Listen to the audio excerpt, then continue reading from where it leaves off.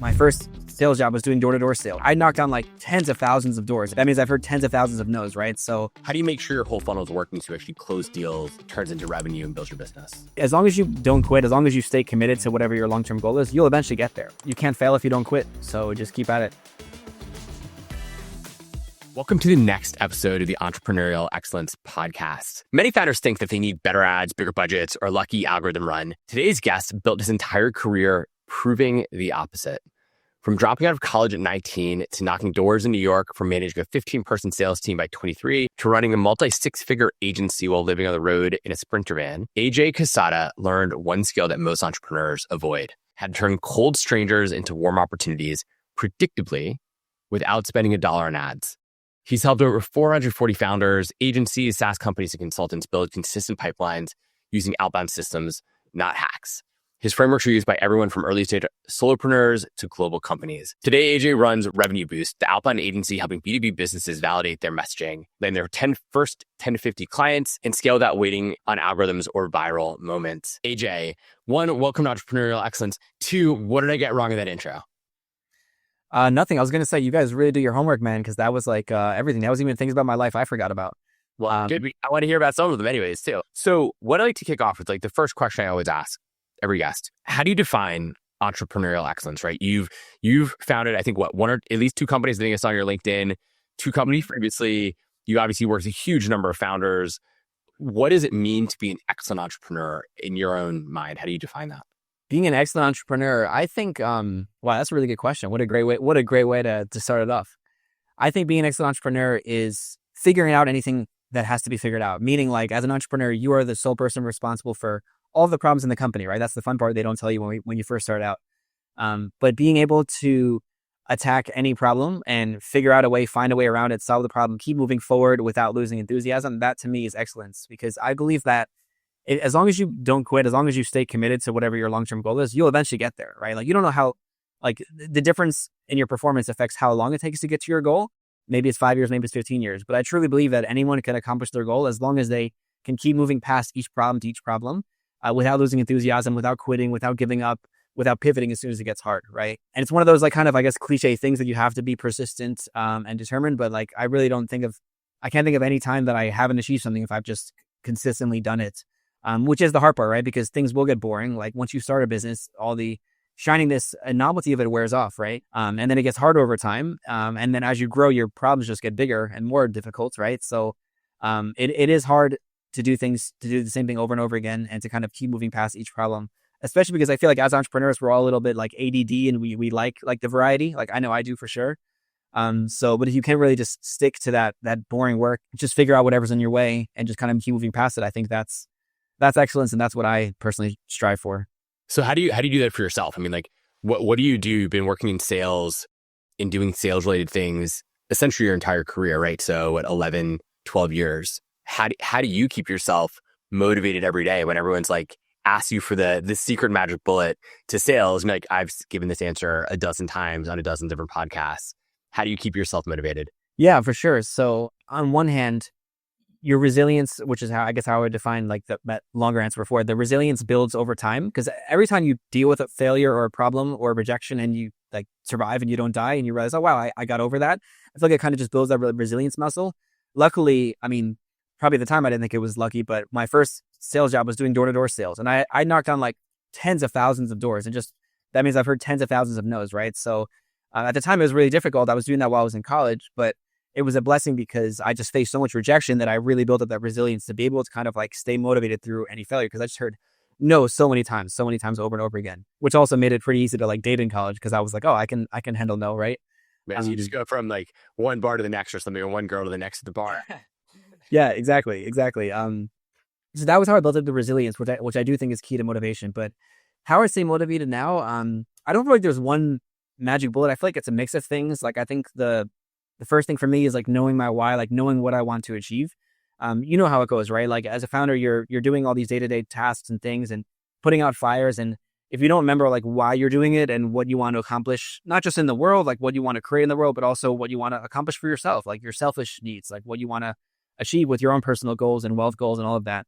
If I don't constantly remind myself of that, then it's just easy to get lost in like the minutia and the boring stuff and the difficult problems. So part of it's that. And I think part of it too is just like, just keeping an overall healthy and positive mindset, which to me comes from really like personal habits, like working out, meditating, taking time to unplug and just not work. Like I don't work Saturdays and Sundays, and that's really, really helpful. I think I'm more productive working 5 days a week than 7 days a week. Journaling as well, if I ever feel like really stressed or overwhelmed. So I think there's just like a bunch of little personal habits that actually then lead to motivation, because when I'm feeling good and I'm feeling like on my game because I'm just taking care of myself, then when a problem happens or a setback happens, I can just kind of bounce back quicker. Like you always are going to feel something, but I know that I just bounce back quicker when I'm feeling motivated. I definitely agree. Although I'm sick and I've been for 2 weeks, and I'm usually bounce back so fast, and I'm very frustrated that I haven't, because I follow a lot of the same principles you just said. So to your question about know your why, what is your why? What is AJ's why? Why do you do what you do? Yeah, so why I do what I do at Revenue Boost, I'm really passionate about the work we do as a lead gen agency, because to me, it's more than just generating leads. It's really like, it's like breathing life into a business, right? Like I definitely struggled a lot for the first parts of my entrepreneur career. I mean, I still have my struggles, but I mean, like when I first started out, it took me a long time to even like make my first dollar, and then to be able to make enough money to like, not have to work a job, right? But I struggled a lot in my entrepreneurial career, like a lot of people have. And eventually when it all clicked was when I really got good at lead generation, because I realized like once you have leads down and you have lead flow in your business, then all the other problems are a lot easier to figure out, because then you'll have cash flow, then you can work on the sales, then you can hire people to buy back your time. But I just noticed that lead flow is like the crippling problem, right? So for me, knowing that like that's the most, I mean, if we think about it, if we take a step back, and what's the stat that like 90% of startups fail in the first couple of years or so? It's probably even higher in like the tech world, right? Most startups fail. They say that the most common reason startups fail is because of cash flow. And to me, cash flow is rooted in lead generation, right? So to me, I love entrepreneurship. It's changed my life. And, you know, most of my friends are entrepreneurs. That's just like who I vibe with. And the best way I can help entrepreneurs achieve their goals and put out their, you know, product and service into the world is just by helping them get the lead generation problem out of the way. So to me, it's like, it's a small part of the puzzle, but it's what unlocks, you know, the greater vision of the business being fulfilled, right? Like you can't get anywhere if you don't have leads. So it's my way of helping other people bring out the product and services that are going to change the world. So essentially, I mean, that's a very unique and different take. Essentially, you're saying like the biggest problem a company has is their ability to generate leads. Is that accurate? Yeah, that's my opinion. I think again, like everything rises and falls in leads. Like if you don't have leads, like nothing else really matters, right? It's like that's step one. But I mean, if you have leads and then you're unable to close leads, let's say, you still have a problem, right? You still have the challenge of like you don't get revenue if you can't convince the lead to purchase your product. Absolutely. Yeah. Then walk me through the funnel of all those key elements. Like, how does it actually work? Okay, well, if leads is the problem, there's ways you can buy leads, you can generate leads. There's lots of things you can do. And maybe walk us through a few of the key things you think people should. I don't want to make this, I know you talk lots about actual sales process. This isn't really about a podcast directly about sales process, but I'm curious, like, what are the key things that you recommend the best people do to build all those leads? But sales is a whole funnel, right? You have to get down to the bottom to actually close and buy your product. You need to be able to close the deal. You need to have a product that actually works somewhat well. So big statement to say it's all about leads. I mean, I'm giving you a hard time, but of course, like it's a big statement to say that.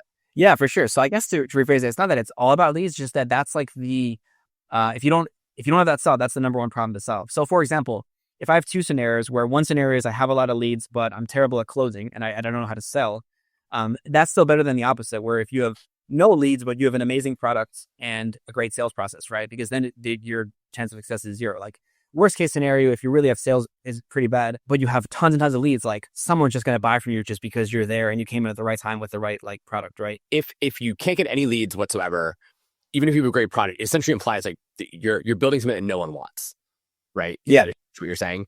Where exactly. You're at least getting leads. You're selling something that someone has an interest in. Now, is it possible that you could have a product that people do want? You're just really bad at explaining it, and so your marketing to those leads is not explaining things the right way. Is that also a possibility? That's definitely a possibility. So a lot of times when we're we have an outbound agency, so we'll run cold emails and GTM for our clients. A lot of times they'll come to us and we'll realize that the problem isn't that their campaigns weren't working or they didn't know how to do cold email, for example. A lot of times they just really didn't have the right messaging. So a lot of times, like most of the time in the first month we're working with the client, half of our energy just really spent helping them kind of rework their messaging, looking at information, testimonials, calls from their customers. Because honestly, I think nowadays, like the technical components of running outbound, just as an example, are much, much easier. The hard part is really getting like, what's my ICP? What's that key message that's gonna get them to want to talk to us? And what's my offer for them, right? Because again, you could have the best offer in the world, but if you don't explain it right, then it's just going to go over their heads. If you get too much into like the features, not the benefits, and if you don't get into the benefits that actually matter to like that specific role at that company in a B2B setting, then yeah, I mean, messaging is like half the battle for sure. Are there heuristics you use or tools you use to really hone in on the right messaging? I mean, like how do you like to go about figuring out, is it the right message for this specific audience at this time? Yeah, and that's definitely the hardest part, because honestly, once you have that, everything else unlocks. Like it's not that hard to get lists. It's not that hard to like do email deliverability. I mean, all that you can learn pretty quickly, but the messaging is to me the one big domino to figure out. And that goes for all lead generation, not just outbound, but if you're doing Facebook ads or LinkedIn ads, like to me, it's like the messaging and the offer is the key, right? As far as heuristics, so what we'll start doing is just mapping out the different segments you sell into, right? So, most people listening probably have a few different segments they sell into. Maybe it's a few different industries if it's B2B. Maybe it's a few different ICPs or job titles. But first, you just want to lay it out and just be like, who are we actually selling to? And not just who are we selling to, but who are our best customers, right? And you can easily look back at your CRM and see where we got the most closed deals from. Not just maybe the most, but even the clients that have actually been the most, translated to the most LTV for us, right? The most lifetime value. Who have we actually made the most profit on, right? So you want to start just by actually nailing down like who are your best customers if you don't already know that. That's an exercise you should do before doing any lead generation. But for us, just map out who are your best customer segments and separate them, because what you don't want to do is just create one outbound campaign just to all of your customers, right? The more that you can segment it, the better, because if you send one cold email blast to 10,000 people and they're in all different industries and some of them are small businesses, some of them are enterprise clients, you're going to have to dilute your message enough so it's kind of appealing to everyone. So it's just going to be kind of like crappy or like good enough to everyone. Whereas if you can segment your messaging and get as specific as possible, you can really make that perfect message that perfectly describes the pain points for that ICP. So first, we're trying to figure out like how do we group our different market segments. That's step one. And we're typically grouping by like industry and company size, because those are the two factors about a company that would have the biggest impact over how you would change your messaging and your value proposition. So first is mapping those out, and then it's getting into the actual weeds of each, company type or market segment. And you were going to say something? Well, yeah, and for that message for that specific customer in that market, how much does AI play a part, right? I assume we're either at or close to a world where I theoretically could have a personalized message for every single specific customer, tailored and customized to them. It almost changes in real time, right? It goes, hey, like, oh, AJ just announced this thing on his website. I'm going to change my message a little bit to tweak to relate to the fact he just said that. And AJ's one of 10,000 people I'm sending a message to. Are we there yet? Or if not, we're pretty close, right? Where like you get a fully specific, personal, customized message from me that changes on a regular basis. Yeah, that we are fully there already. There's a few tools that do it. If anyone actually wants to like get into the tools, a tool that we use is called clay.com. Yeah, it's like all over my LinkedIn. I remember it was like at first a year ago, I was just seeing everyone on my network post about it. I'm like, I got to see what this is about. But now it's like a core of how we run our operations. It does a lot, but that's the main thing that we use it for, is personalizing messages at scale. Because on one hand, like before AI, there was two ways of doing outbound. There was either I'm going to have a bunch of SDRs, maybe send 50, 100 emails a day that are like really researched and personalized, and it's going to have a high response rate, but I'm going to pay a lot for each of those SDRs, right? On the other hand, I could just go full volume and just load one template into tens of thousands of people, right? But now we have this middle ground. I like to call it like AI-enabled SDRs, where you can get the benefit of that personalized messaging and that create a message that's going to stand out, as well as have the scale from the automation because of AI. So yeah, I mean, we had one client recently that was like a video marketing SaaS. It was a tool that helps like embed videos into like email and SMS blasts.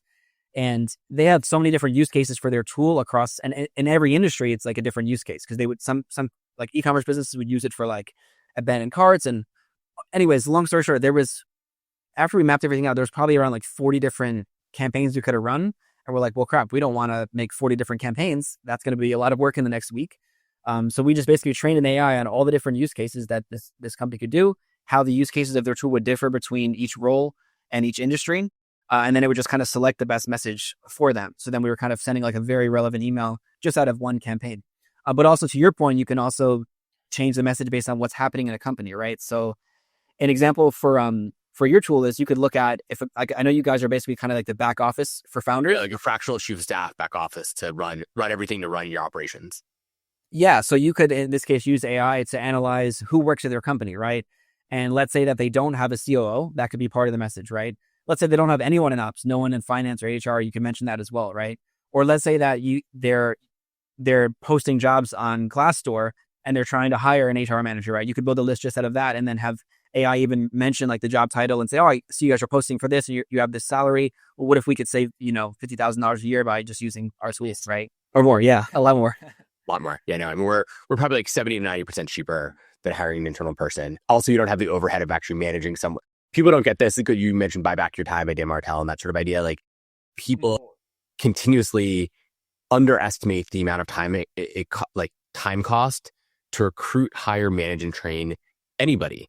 So this is, by the way, goes, I'm sure, for your organization too. It's like, well, you could hire internal SDRs and salespeople to run all these campaigns for you, or you hire you all to go do that work instead. Like you're more expensive than an internal person if I'm using my full-time person 100% of the time. But the fact is I'm rarely doing that and I don't know how to manage them properly and they might not be very good. An outside organization who's a consultant always has to be great. Otherwise they lose your business. And people just don't understand that in so many cases.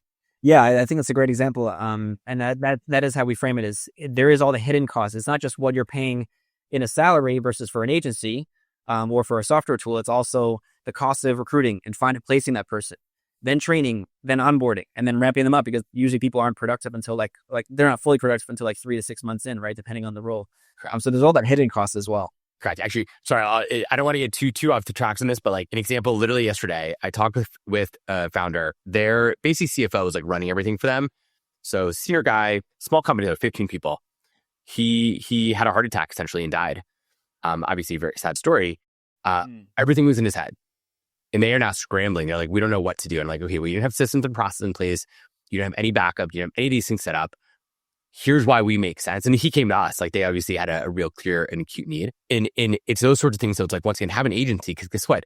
We by default need to have everything written down, trackable, translatable, you name it. So if anybody does get hit by a bus or something catastrophic happens, there's always backup because in the end, we are dedicated. I'm sure Revenue Boost is the same way to getting great outcomes for our clients, which means you have to have redundancy built in.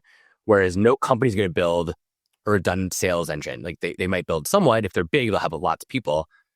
They're not going to build a redundant operations engine, all that sort of stuff. We talked about SDRs a little bit. And just say on that quickly, should companies even hire SDRs today? Like when does an SDR actually make sense? Yeah, so I would say if you're building out your outbound motion from scratch, I would first go with an agency. And there's definitely a time and place for SDRs later. But just really for the reasons you said, right? Like if you hire SDRs, first of all, if you're hiring your first SDR, who's going to train them? If you haven't done it yourself, then who's going to train them, right? You would have to then hire someone very senior, which is usually going to be more expensive than just getting an agency. Like typically an agency is going to be able to kind of build your playbook faster because they have all these proven campaigns to work off of and their own playbooks to kind of duplicate in your business versus hiring an SDR. So just for the cost and just for the time to actually get something working, you're better off with the agency at first.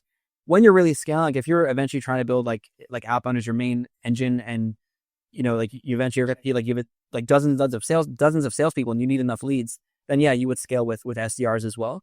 But where SDRs come into play, in my opinion, and especially it's changed a lot now that you can AI personalize things, like it does not make sense at all to have AI SDRs manually building lists and personalizing emails anymore. It's all possible with AI, right? And the standard is like just right there. So SDRs are good for definitely working ABM accounts. So if you want to have them work into your like top tier accounts, the best thing to do would be have your top 10% of your accounts having an SDR work because then they can do the email, they can do the LinkedIn message, they can do the cold call. And then they can also even like nurture on social media and also even put out content. Like I think SDR should be doing more actual like personal branding as well, but that's another story. But yeah, I would say if I'm a founder who's not an outbound agency, but let's say I'm a tech founder and I have an agency and I have these SDRs, I'm thinking, well, what do they do now?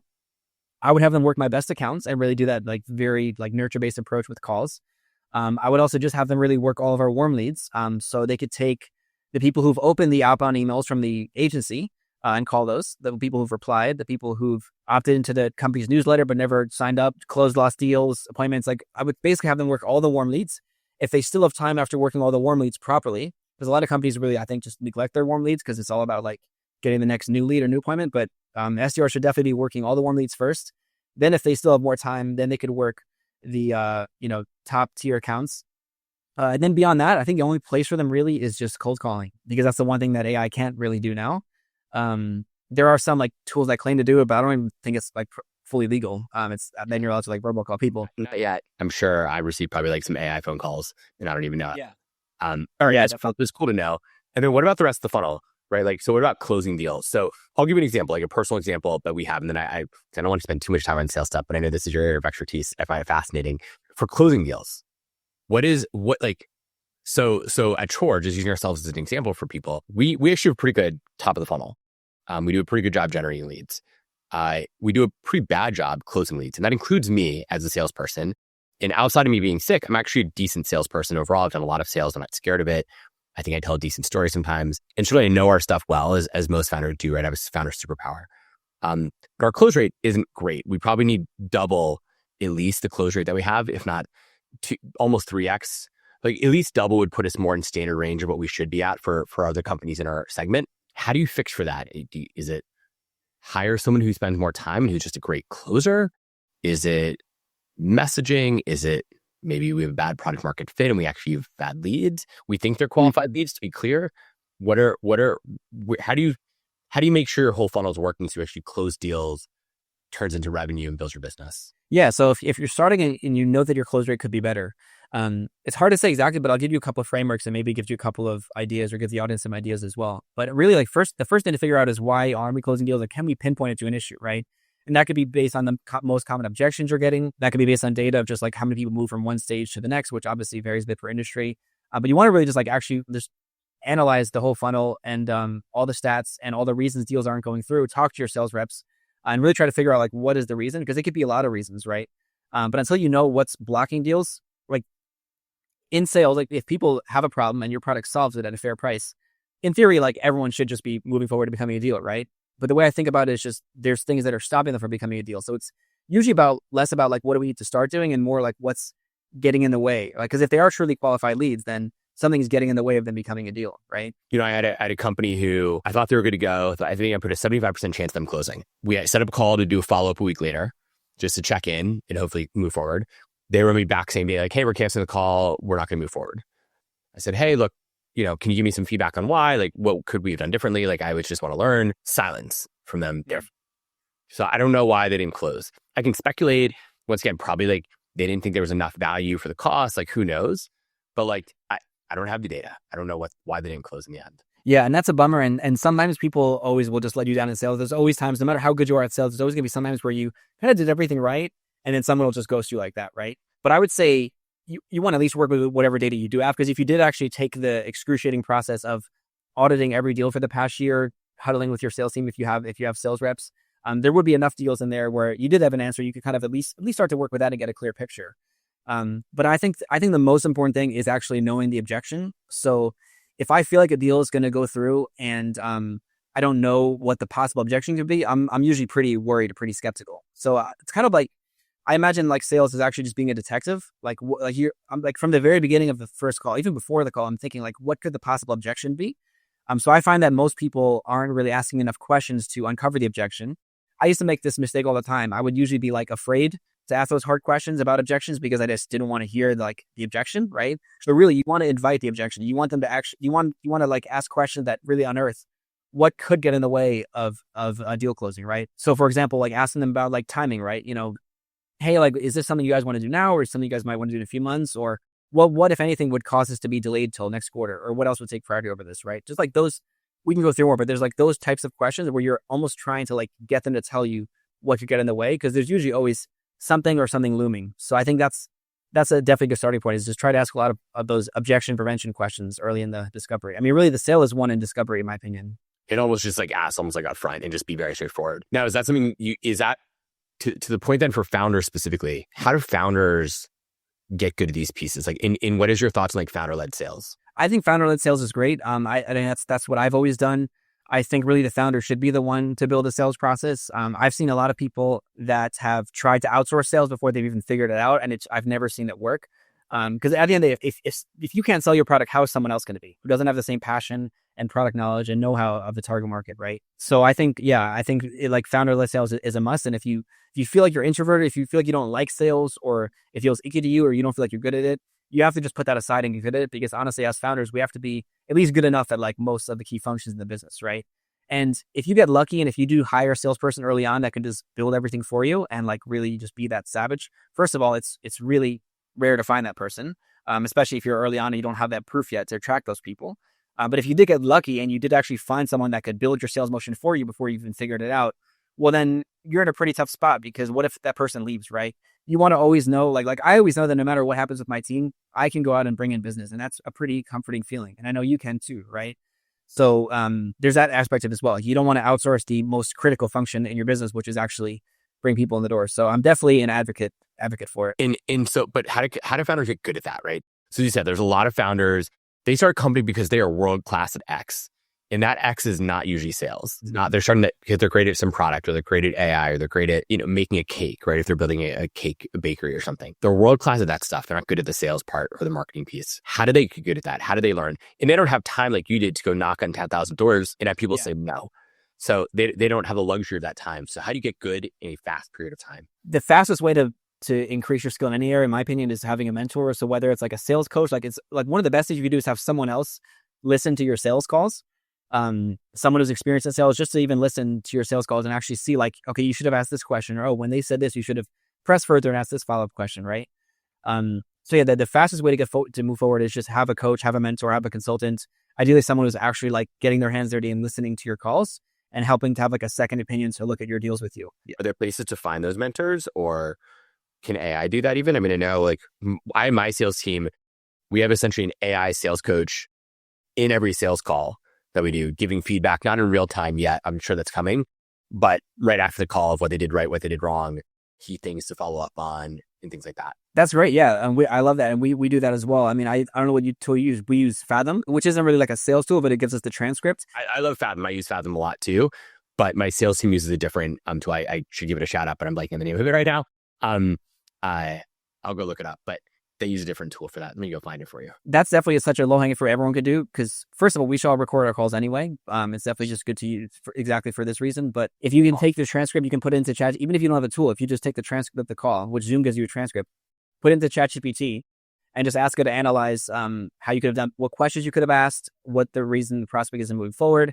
It could even predict the objection for you, right? And then after you do this like 5 or 10 times, you'll start to see it'll give you the same feedback. And then you can know, I need to work on this area. And if you're new to sales and you feel like there's a lot to learn, just pick 1 or 2 areas you could get better at a time. Like just maybe getting better at the intro of the call, the first 5 minutes, right? How you kind of set the agenda, set the stage, or the end of the call, how you close the call, right? So just start with 1 or 2 areas and kind of, really focus on that for a couple weeks at a time. So just quick aside, it's called wingrep.ai. So check them out.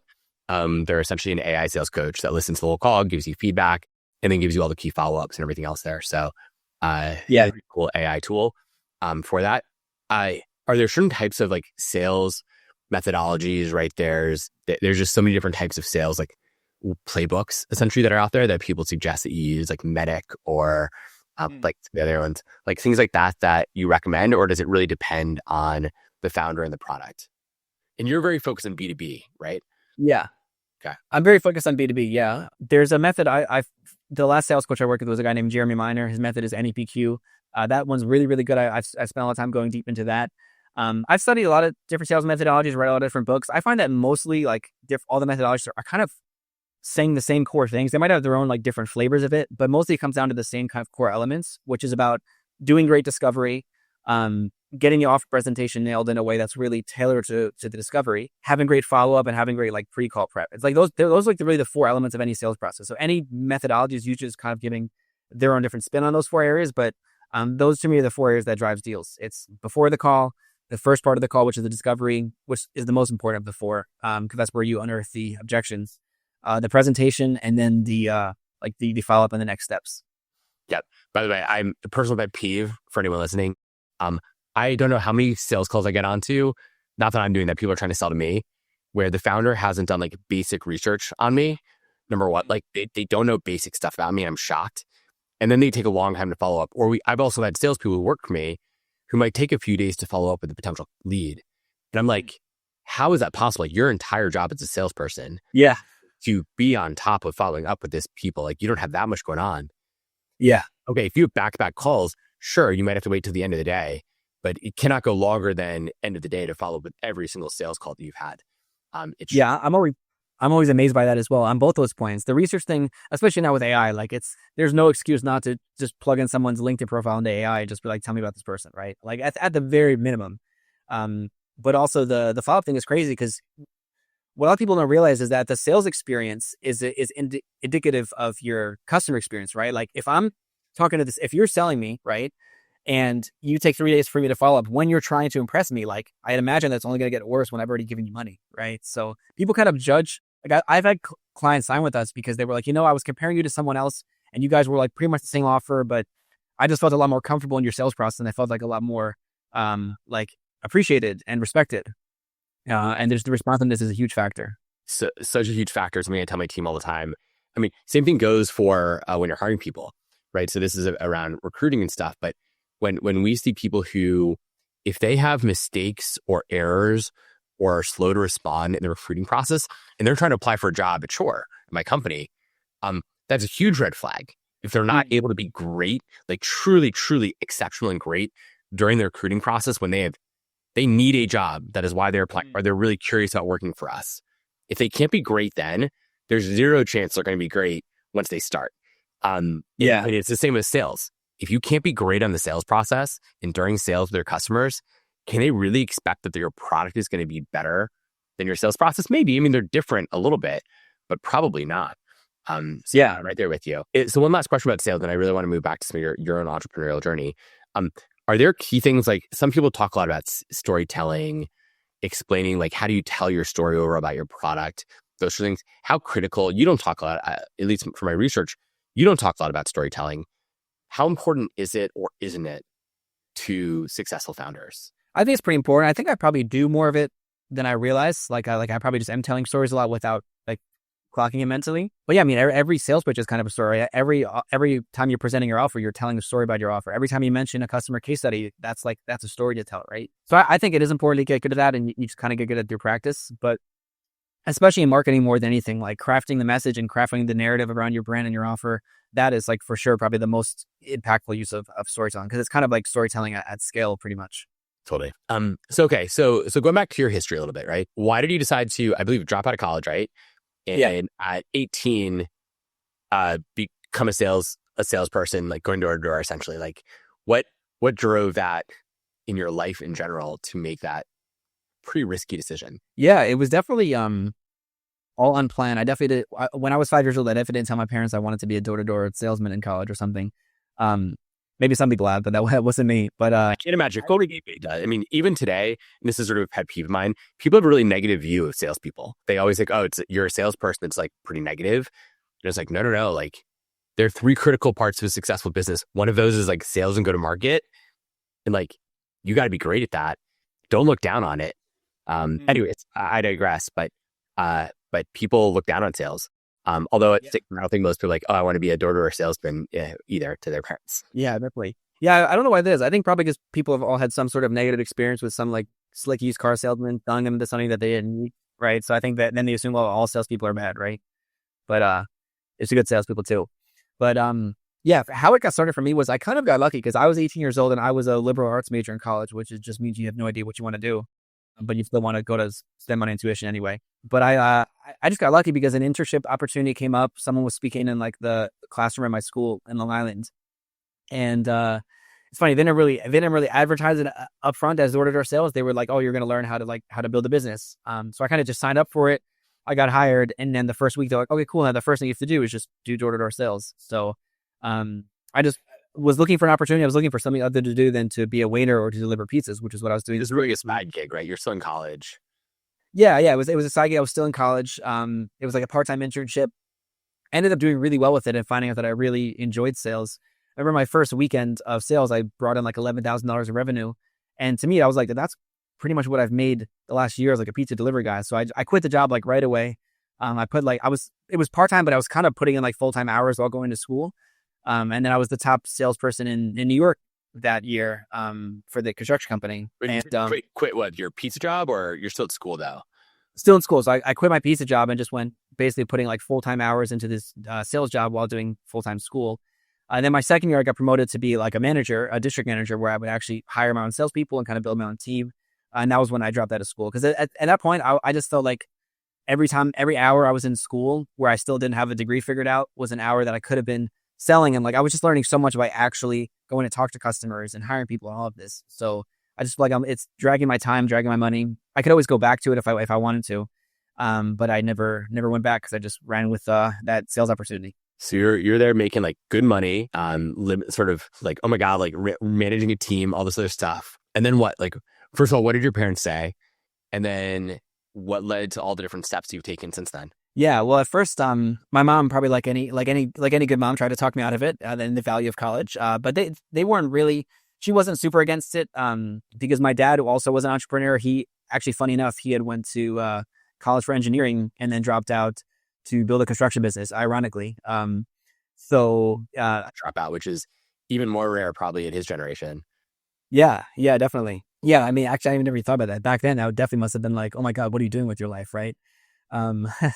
Now it's like the cool thing to do, right? But yeah, I think because my dad had done that and my mom had thought that, that everything worked out okay and he was able to build a business, then she wasn't really against it, but she did, of course, try to talk me out of it a little bit.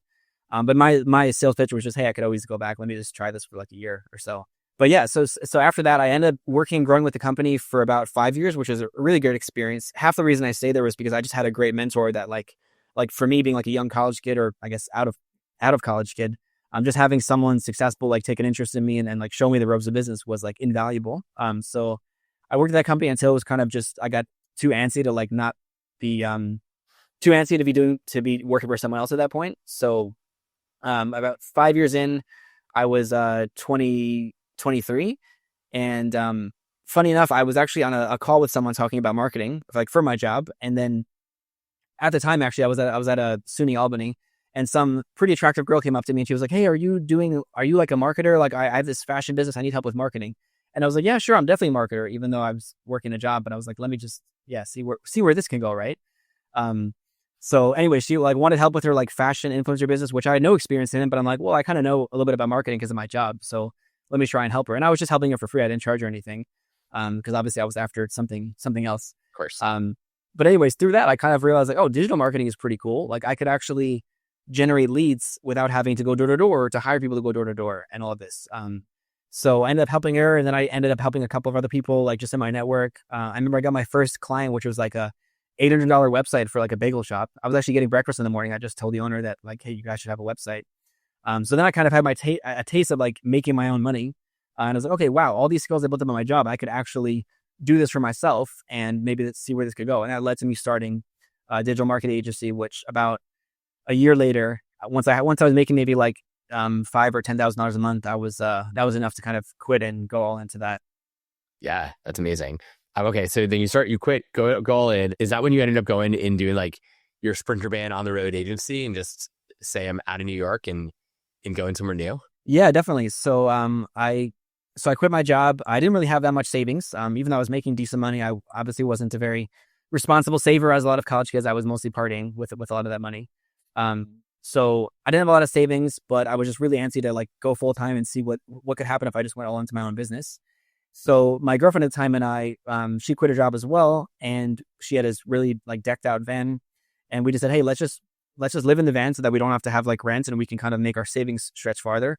And we would just drive around. We did like a road trip across the US, and we would drive around to like major cities and stay there for a month and like, cold call businesses, and just try to get clients in each city. So that was a blast, definitely. So it wasn't really remote working, because I guess there was no satellite internet. You couldn't do any of that. You kind of had to just go to a city and start making cold calls. Pretty much, yeah. I spent a lot of time that year in like Starbucks and Panera Bread. Wow. Okay, and then you moved to Vietnam, which you're still there, to build revenue. Yeah. Like, what made you decide to go take that next jump? Yeah. So about a year after I had went out to live in the van, eventually I was we were doing well enough where I could afford an apartment. So I was like, okay, cool, this is nice. And then things had stabilized, and then the business had grown a little bit more. And then I don't know, it was always like an idea, like, okay, with this remote business, if everything we're doing is digital, maybe one day I can go like live in another country. And a friend of mine had just got back from like backpacking all over Asia, and he said Vietnam was his favorite. So that was really all it took. He was like, hey, I went over Asia. Vietnam is the best place. Just go there.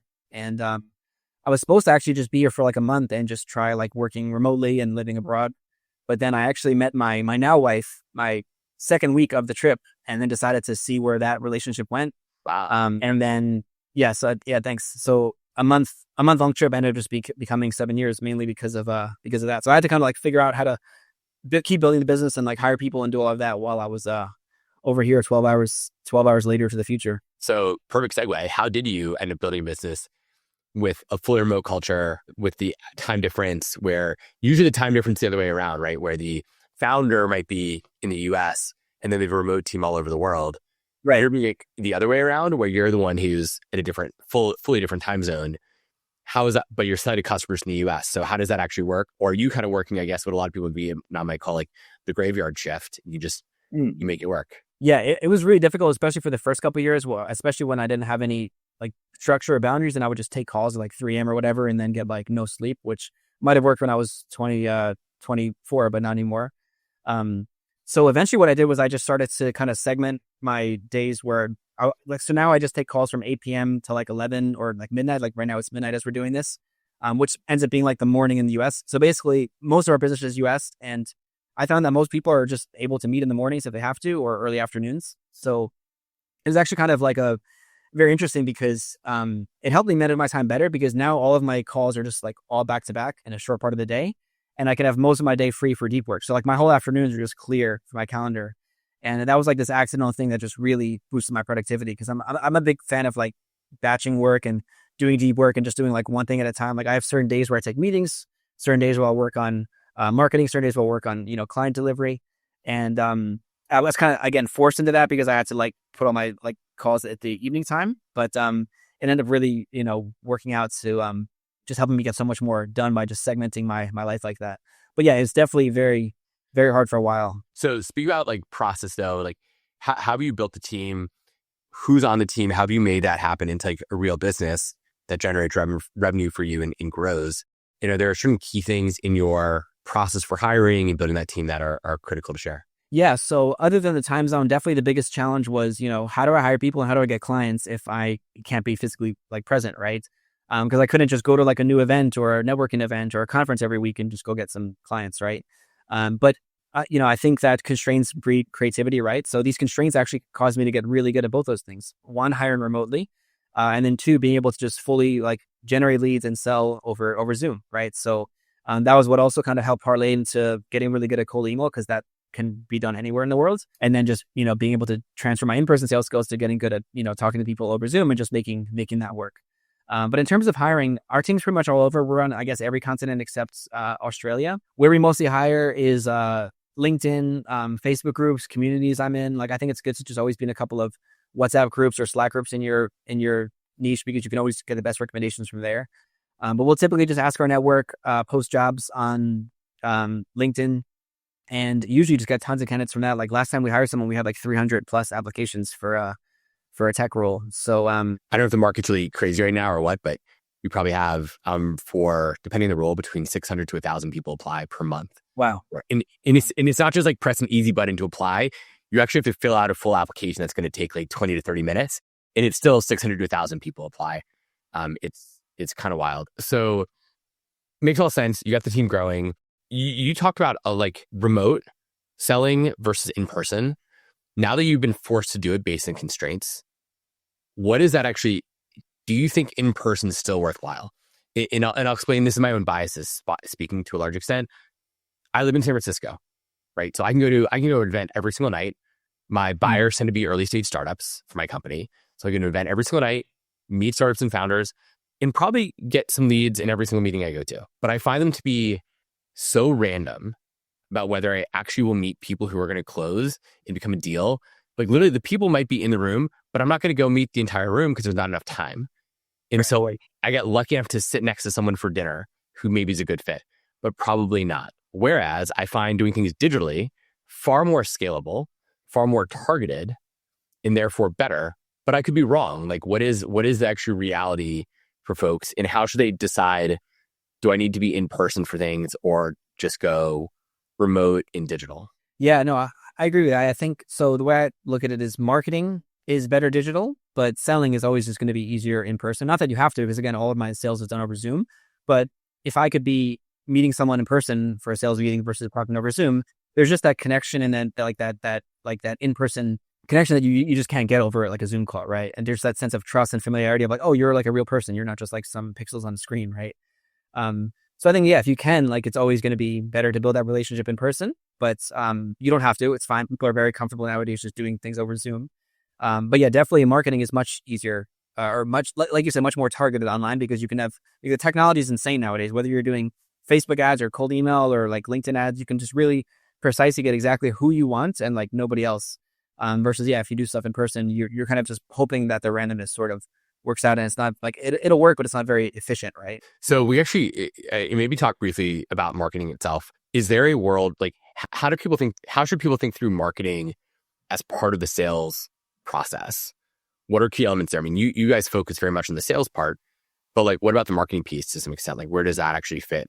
How do you figure that out the right way? What should your founder do to optimize the marketing? Well, I guess we have different definitions, but I kind of consider what our agency does as more marketing because we're really just generating qualified leads and then booking them on the client's calendar, and then they're doing the sales. I guess a lot of people consider outbound though kind of more sales because it is pretty like bottom of the funnel. But yeah, when it comes to marketing, I think the most important thing is figuring out like just a few base elements of your marketing plan, which to me is the fundamentals, which is your niche, your offering, your message, right? Like who exactly are you selling? Like we talked about earlier, what are the key message or key messages you want to test against those people?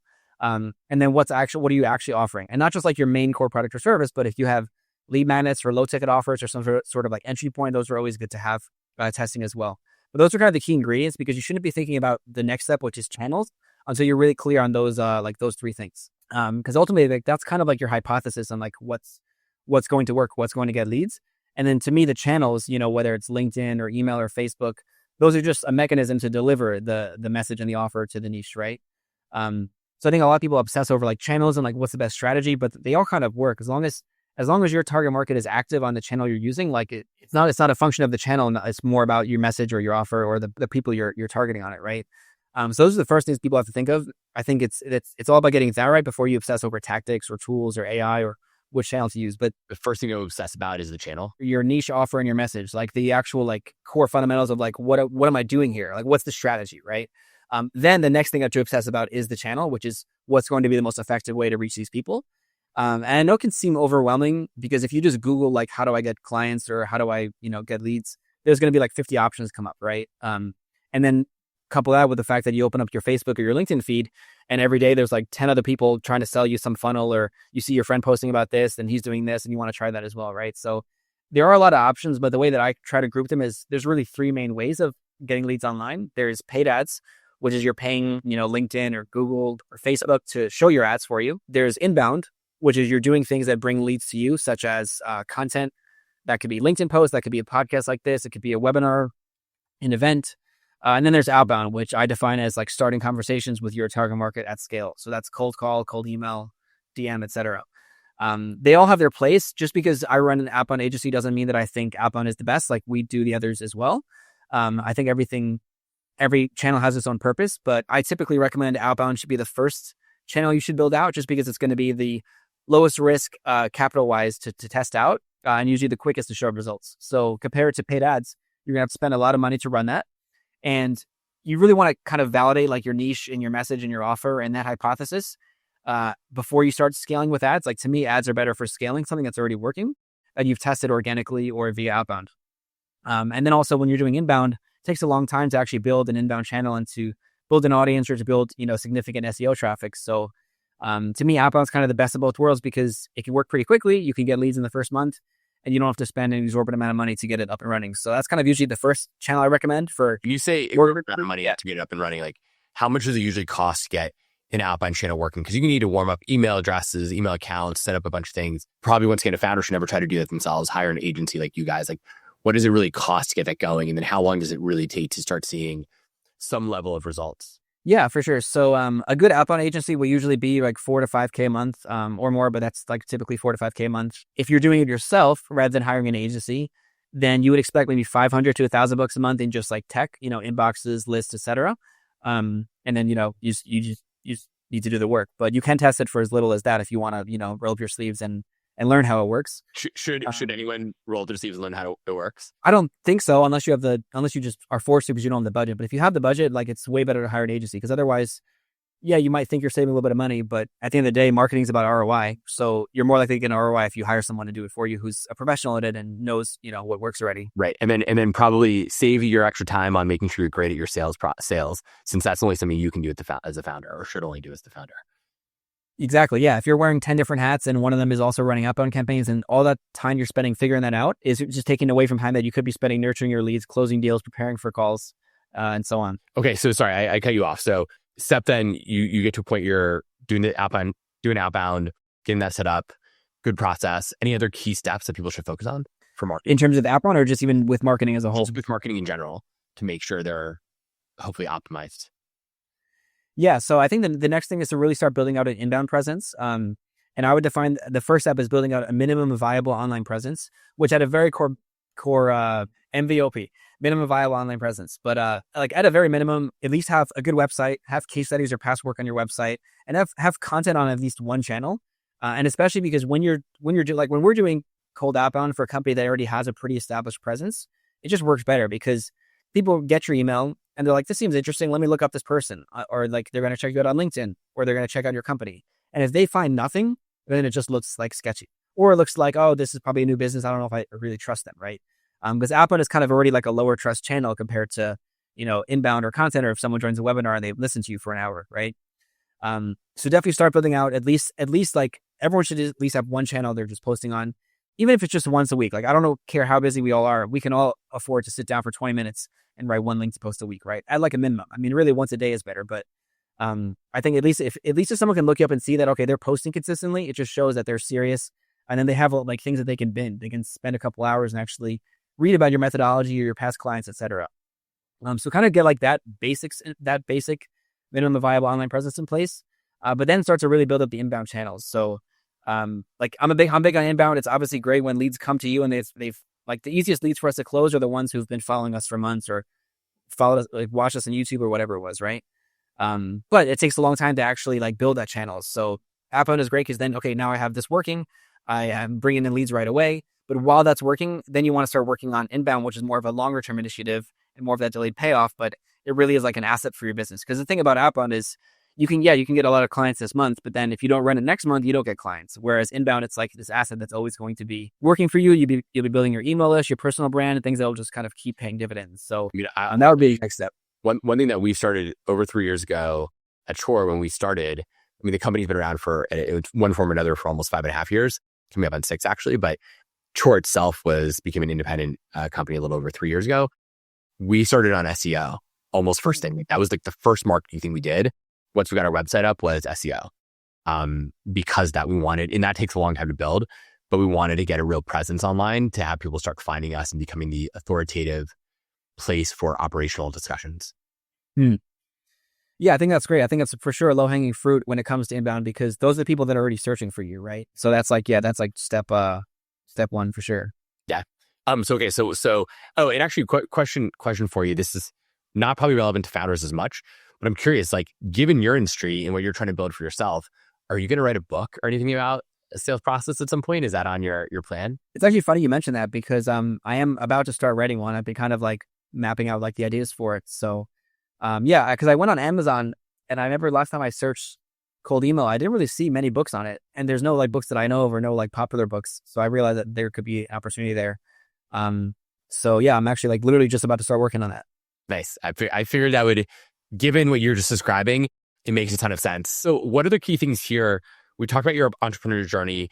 What's next? What keeps you up at night as an entrepreneur? Where do you think you're failing? Where could you be improving in your process, how you're building your company, your growth? Like you're obviously great at growth, yet I'm sure you're not nearly as big as you want to be or successful. Like where is it broken down for you? Yeah, I think my challenge has always been operations. So I've really been obsessing a lot more about that the past year. How do you define operations? I guess everything that's not marketing and sales, I would say like the systems and the processes and the people and the organization of all of that to, scale the sales and marketing and the delivery. So you got a higher chore. That's the reason I think so. Yeah. I think that's a perfect leeway into that. But no, seriously, like the one thing I've made a lot of progress on this past year, but I haven't been able to fully get out of the day-to-day of like delivery. Like I have my team doing 90% of it now, but I'm very hands-on, and I'll be very like quick to jump in and help solve a problem or help with a client account. Cause I come from a place of just wanting to get our clients great results, but I know that as a founder, I have to be the CEO and not be, the head of delivery and so on and so forth. Right. And building all the systems and all of that. So that's like that's the next big thing for me. Yeah, I mean, I've done about 120 or so episodes of this podcast. One of the key learnings, which made me happy because it's certainly a philosophy of mine, is the best founders and entrepreneurs delegate and get really good at delegating the things they're not good at. Right? There's no reason why you should actually your clear skill set and superpower is on sales in that part of sales and go to market and in marketing. Why should you ever get good at operations? Like, why should that be anything you have to even figure out? Why can't you just outsource and hand it off the same way you just told everybody else on this call, hey, go hand off your AI SDRing in some of your go-to-market stuff and your inbound funnel, outbound funnel, go hand that off. Like, don't do it. Don't go figure out how to go stand up an email server. Yeah. Hand it off. Yeah, definitely. I mean, it's the same idea for operations. For sure. So that's what keeps you up at night, and it's like, it's stopping you. By the way, that's also super traditional, where a lot of companies get to a point where they like have a good business, but to scale to that next level, like obviously I don't know your revenues, but like to scale to the next big milestone, it's almost always in the operational front that's holding you back. In getting yourself out of the weeds, you can keep scaling the key parts of the business that actually have growth and not that are holding you back on all the small little things, which, it's actually not a plug for Tor, but it kind of is in this case.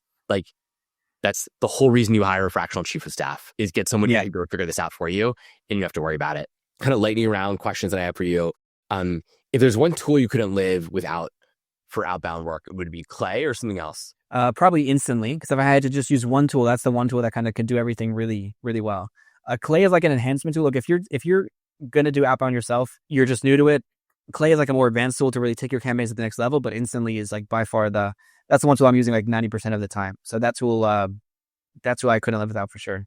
What's your biggest myth about cold email that you like to bust right now? It's like, I think one thing I even read on your LinkedIn recently was cold email is still a thing, right? People kind of think it's not working, but you kind of say it does. But what's the biggest myth about cold email that you're like, no way, I disagree? Yeah, I would say that. I would say people think it's dead. I think people see a lot of really crappy pitches in their inbox and they think, I would never respond to something like this, right? Or I would never send something like this. But most people just do it in a bad way. But that's a good thing. That means the bar is low, right? So you just have to not be that and not send spam, and you can get good results. So it for sure has gotten a lot harder over the last year or two.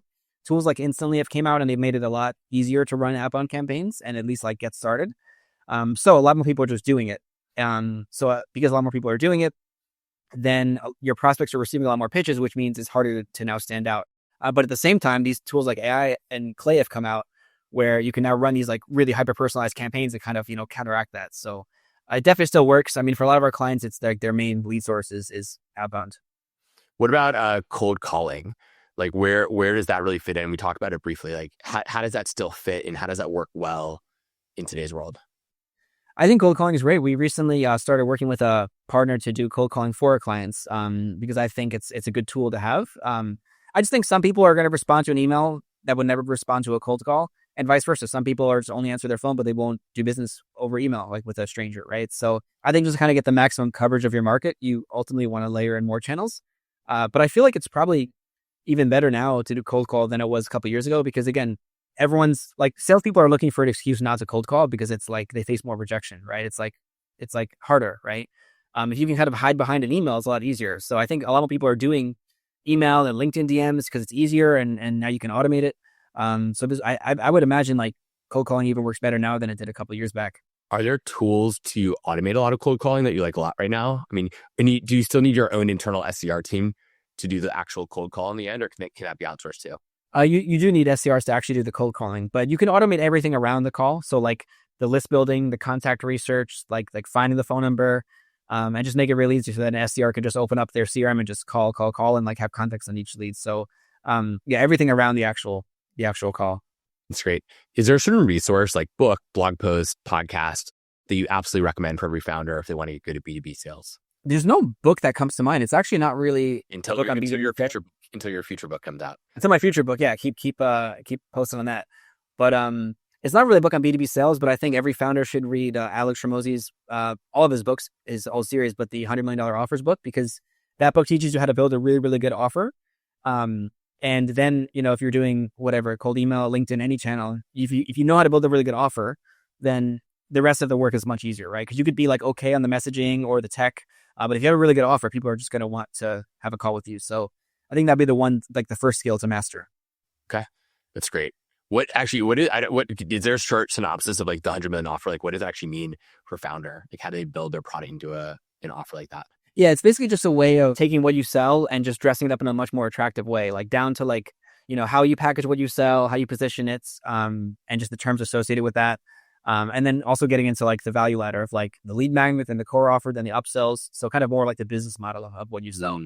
But if you can really nail that, like the more that you nail the offer, it's just like the same thing as product market fit, right? It's like another way of saying that better product market fit you have, the easier it's going to be to market and sell and generate leads. If you had to pick one number that you obsessively want to track on the go-to-market sales side, what would it be and why? I would say showed calls, like completed, how many sales calls actually happen in your business. I think there's probably no better correlating number to revenue than that, I would say. Yeah, that's great. 2 last questions.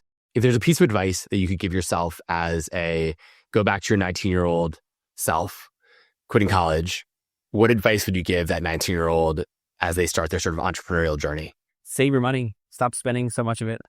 Not just on the personal side, but also on the business side. I think there was a time where I remember a couple years back, I had to like lay off most of my team because we just went through like a couple really slow months, and the revenue, we had like our best month ever. And I assumed, okay, we're going to only go up from here, right? But a lot of times your best month ever might be like your peak and you might go down from there, right? So don't assume that good times are always good times. Like always put money in the bank and save for a rainy day. I totally agree with that. We have a very similar philosophy at Chore to the point where our leadership team only gets bonuses at the end of the year.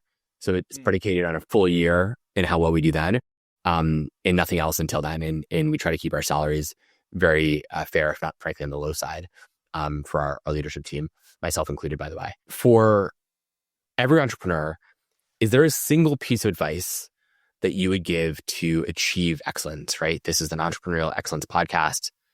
If you could boil all this down into one piece of advice to be an excellent entrepreneur, what would that be? You can't fail if you don't quit. So just keep at it. Yeah. And stay and keep at it even means like stay on one path. So don't, try this offer and then 3 months, try this, or try this marketing channel for a month and try another one 2 months later. Like anything works if you just give it enough time. But the worst thing you can do is try something and then just keep constantly changing your mind about how you're going about things. You might not think of it this way, but that advice you just gave there is very similar to the previous advice in the sense that, like, to my mind, what I heard is all about compounding.